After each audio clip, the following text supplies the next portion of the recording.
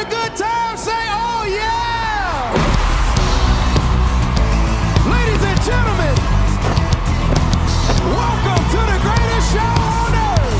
We got some of the most amazing dancers from around the world tonight.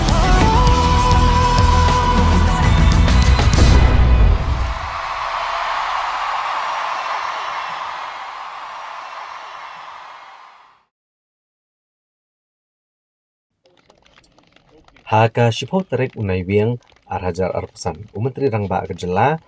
Conrad kongkal sangma renggat kejeng senran lang umentri ke tanat puli putih ubak la kebed rembui. Kiha officer sarkar ki kliat nong sensyar bagi nong ilam senong. Kilelik kmi kejeng nong jengman jong kejeng sena ya ke Eklavia Model Residential School EMRS. Bala syam ba kurkom sena kejeng tei kalakot syakah nyopo nak sispa haga ben pendap kejeng tei. Ya kena projek ke bah jenglut ke bah saupusan keluar tengka kedai ke belabei dengan National Education Society for Tribal Students. Apok jong ketenat Tribal Affairs ke Sarkar Pedeng. Balapan terekam da ke Webcos Limited New Delhi. Conrad kongkal sama urong basisian balapan dap ene kejing tei ke EMRS kan penyiar kejing ai jing pulia ke bapakai samla pulia reulum batkan ke lalong ke slem na kebentak imlang salang bagi jing roy jong kejing nang jing start da kathan. Ula betha iki kontraktor bari ketenat ke bedai kmi ban penkloy ke kam ke benang sa kenang bekas skul kan nak ban terekam purano hakas nam arajar arpuh rio.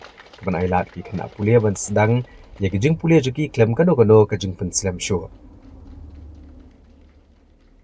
Menteri Rangba kejela Conrad kongkal sangma ulalit Jurip kejing senai ke Madan artificial turf hagas nong lat japlem Amlarem bat penpau ya kejing hun ya kejing yat bed ka projek badiro ikrukom sena bagrukom penuan dore kena Madan elak kai football. Conrad kongkal sangma ula penpau kejing kerman baka projek an salak ban pendap notion bat kalong kejing mentoi kisamla bagian pentebet diladi haki kamel akai.